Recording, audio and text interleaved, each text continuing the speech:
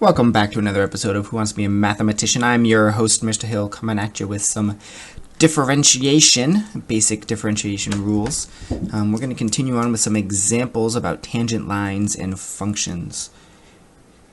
So let's suppose that this actually went away. Let's suppose that f of x is equal to 3x squared minus 4.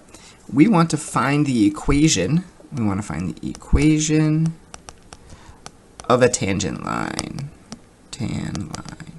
So we want to find the tan lines where they've been in the sun and it's where the sun stops on your skin. And we want to find the tan line, and they give us a point 2 comma f of 2.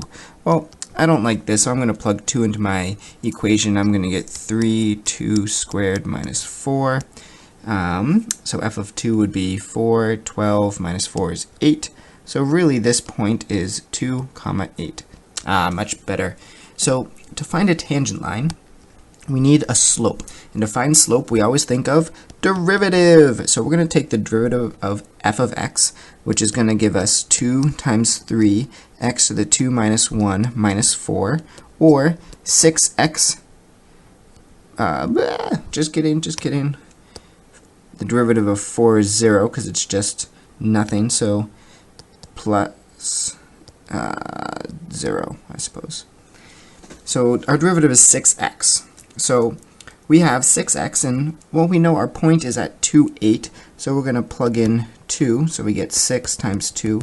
So our slope, this is our slope, because this is our derivative. Derivative and slope are the same thing. Every time you hear the word slope, you think of derivative. Every time you hear the word derivative, you think of slope. I just got to finish coloring it in. Come on. Alright, close enough.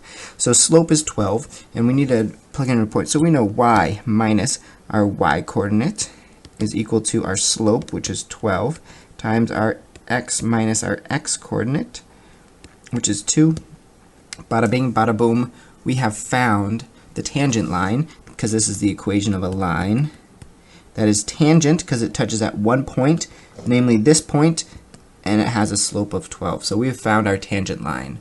So now we want to figure out, so that was part A, moving on to part B,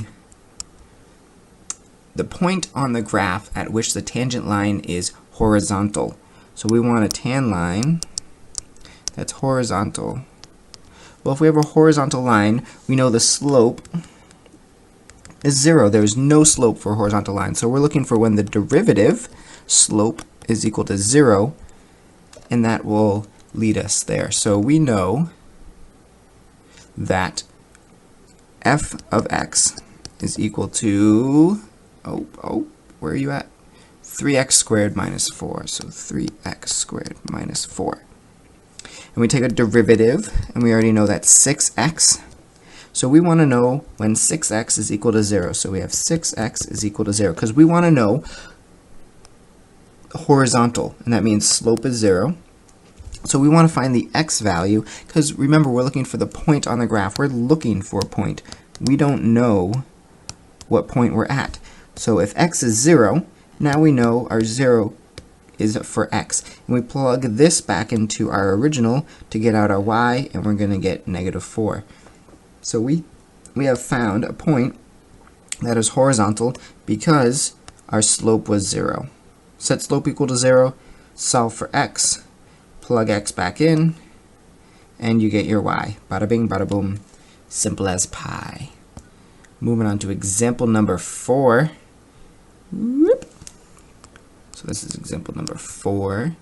Find the equation of a tangent line to the function. Oh, well, they give us a function, 2x plus e to the x, at x equals 1. So tangent line, whenever you think tangent line, you're looking for the slope, so we're looking for the derivative. Derivative of 2x is just 2. Derivative of e to the x is e to the x. And we know we're at 1. So we're looking for f prime of x, 2 plus e to the 1, which is equal to 2 plus e. So that gives us our slope. This is our slope. And now we just need to plug it into our wonderful equation. So we have y minus, we don't have a y coordinate, so let's get one. So this is going to be our function value at 1. We just plug 1 into our original equation. So this is going to be, we're looking for f of 1, which is equal to 2 times 1 plus e to the 1. Ooh, look, it's the same thing as our slope. Look at that. Oh, yeah. So we have 2 plus e. This is a little bit strange, but we're going to go with it. And then times our slope, 2 plus e, times our x minus our x1, and that is our line. A little bit funky, but when e's get into the equation, when we're dealing with derivatives, well, things get a little funky. So in your packet you have another problem that I want you to work on real quick. See if you can master that. You're looking for, we're doing IP5, so you're looking for a tangent line, tan line for f of x equals x minus sine of x at x equals pi. So go ahead, pause the video, work on it real quick, see if you can figure out what's going on. So if you haven't paused me yet, pause me and try to work it out.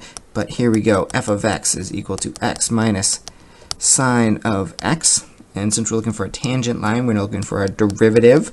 So we take our derivative. Derivative of x is 1. Derivative of sine is cosine. And we're trying to evaluate this at pi. So we plug in pi, we get 1 minus cosine of pi. And we know if we look at our unit circle, cosine of pi is over here, and we have negative 1 comma 0. So we know that our cosine is our x value. So minus 1, we get 2. This is our slope. So we have y minus, we have our x value, but we don't have our y value. So let's plug pi into our original, and we're going to get pi minus sine of pi. Well, sine of pi is just the y value of our point here at pi, so it turns into pi. Look at that. So we have y minus pi is equal to our slope times x minus our x value, which is pi, and there we go. We got that. Moving on.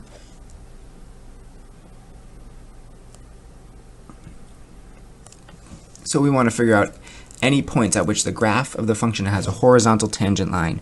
When you think horizontal, this is number 6, example 6. Horizontal tangent line, we think of derivative equal to 0, because this is slope, and the slope of a horizontal line is 0. Slope. So, make that a little equal, come on. Our function is root 3 times x minus 2 times sine of x. We're going to find a derivative because we're dealing with tangent lines. So the derivative of root 3x is just root 3 times the derivative of x, which is 1. Whoop, that's supposed to be a minus. 2 cosine x, root 3 minus 2 cosine x. And we want our derivative to equal 0, so we plug 0 in here. And doing a little algebra, we get 2 cosine x is equal to root 3.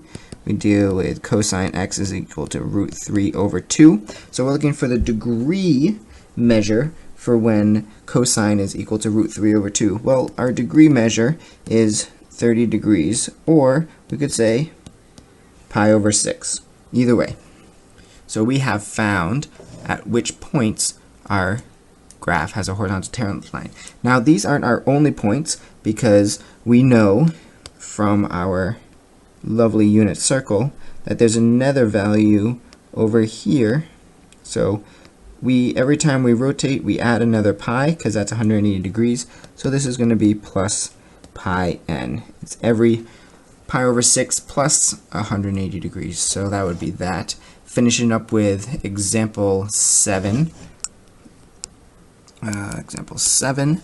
This one is a little bit different. We want to find k such that this function is tangent to this function. Well, what does it mean to be tangent to? Well, that means that their slopes at that point have to be the same. So if we think about a parabola, and we think about this line right here,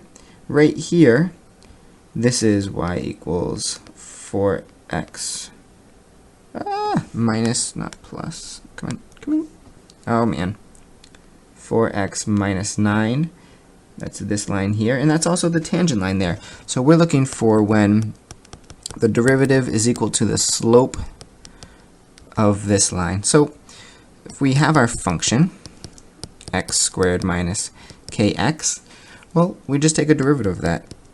Simple enough, we get 2x minus k. And we know that the slopes are the same, so the slope of this line, you either could do like y prime, take a derivative of it, or you could just say this is mx plus b, and I know m is my slope, and there we go. So we have 4 is equal to 2x minus k. And what are we looking for? Oh, well, we're finding k, so let's solve for k. So we get k is equal to, negative k is equal to 4 minus 2x, so k is equal to 2x minus 4. And once we have this, we're in a little bit of a conundrum, because we don't really have, like, there's an x here, we don't really have anything. So this is where we go back to our original equation, and we know that since the points touch at the same y value, this is the same y value, we know that our function, so our y values are the same. Well, that must mean that 4x minus 9 is equal to our x squared minus kx. If our y values are the same, and y is equal to our this, and f of x is equal to this, that means they're the same. But now we have, let's just move it up a smidgen, a little smidgen more. We know that 4x minus 9 is equal to x squared minus, and we have a k here. So we're going to take our k value and plug it in right there. So we have 2x minus 4 times x. So if we simplify this, we distribute our negative, and then we multiply, and we distribute our x as well. We're going to get 2x squared minus 4x is equal to 4 minus 9. Then we get 4x minus 9 is equal to negative,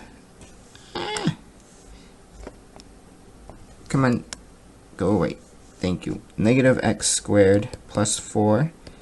Well, this and this cancel out, so I'm left with, and the negatives cancel out, so I'm left with 9 is equal to x squared, so x is equal to plus or minus 3.